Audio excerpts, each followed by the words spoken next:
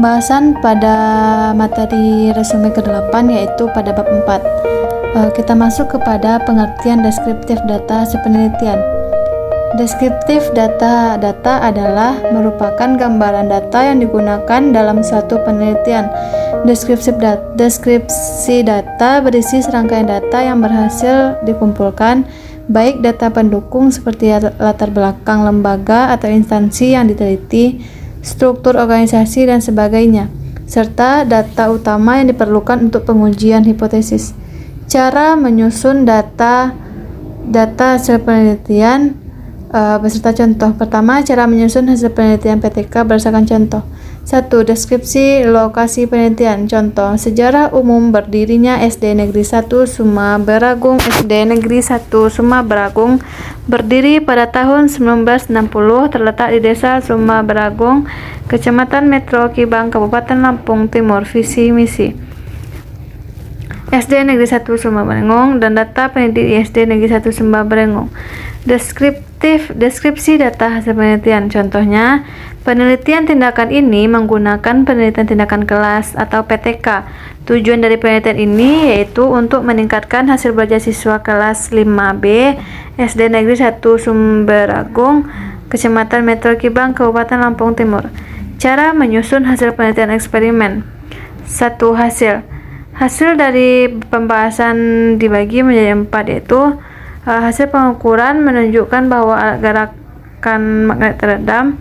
Kedua, hasil pengukuran koefisien redaman magnet vanadium bergerak di diameter dalam pipa aluminium dengan metode analisis menggunakan motion detector dan metode analisis video. Ketiga, pengukuran koefisien. Keempat, hasil pengukuran. Cara menyusun hasil penelitian eksperimen. Kita masuk kepada pembahasan.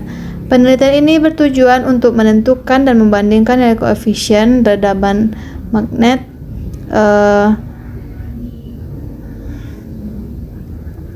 pada penelitian ini, pengukuran nilai koefisien redaman magnetik vanadium yang bergerak dalam pipa aluminium dan pipa kuningan dilakukan dengan 3 prosedur. Yang pertama, pengambilan data dan penelitian ini yakni eksperimen gerak magnet.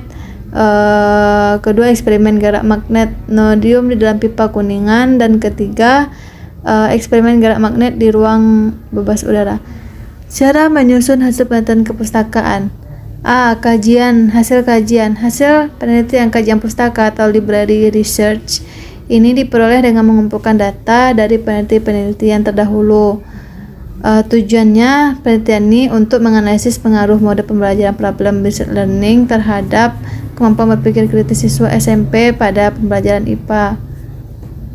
Cara menyusun hasil penelitian kepustakaan. Misalkan contoh pembahasannya, penelitian ini merupakan penelitian kepustakaan di mana peneliti tidak terjun langsung ke lapangan, dalam hal ini sekolah, untuk memperoleh sumber data yang hendak dikaji, tetapi melakukan penelitian dengan cara mengkaji hasil penelitian terdahulu yang relevan dengan penelitian ini.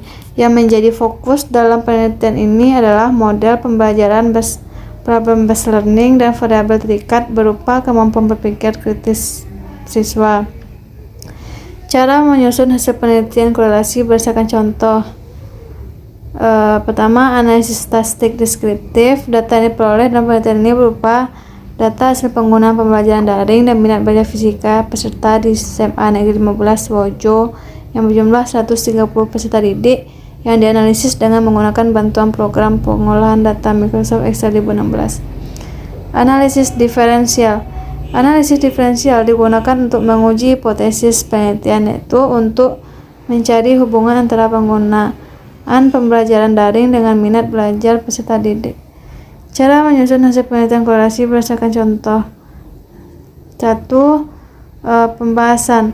Berdasarkan hasil penelitian dari hasil analisis deskriptif menunjukkan bahwa dari 136 peserta didik SMA Negeri 15 Wojo menunjukkan bahwa tingkat penggunaan pembelajaran daring memiliki nilai tertinggi dengan persentase sebesar 29%.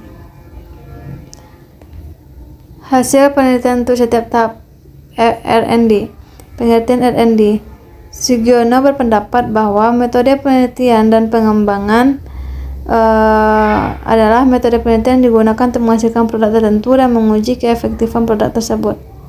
Tahapannya, tahapan R&D ini menurut Gold and Gall adalah terbagi menjadi 10 tahapan. Pertama, research and information collecting. Kedua, planning. Ketiga, develop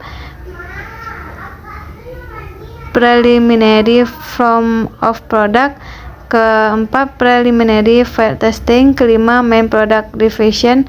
Selanjutnya, main field testing. Operational product revision. Operational phase testing. Final product revision. Decision and implementation. 2. Jenis-jenis penelitian R&D ada 4. Yang pertama, cognitive model merupakan model konseptual sebagai dasar penalaran dan persepsi belajar induktif. Kedua, normative model yaitu model tentang penggambaran fungsi-fungsi spesifik yang diinginkan. 3. Descriptive model yaitu model yang mendeskripsikan suatu proses atau sistem baik secara kuantitatif maupun kualitatif. Keempat, functional model, di mana model ini menggambarkan hubungan fungsional antar variabel bisa disajikan secara kuantitatif maupun kualitatif. Ketiga, validasi model. Menurut Sudarwan, suatu model dikatakan valid jika model dapat diterima oleh para pengguna dan mampu menjelaskan akuntabilitas implementasi.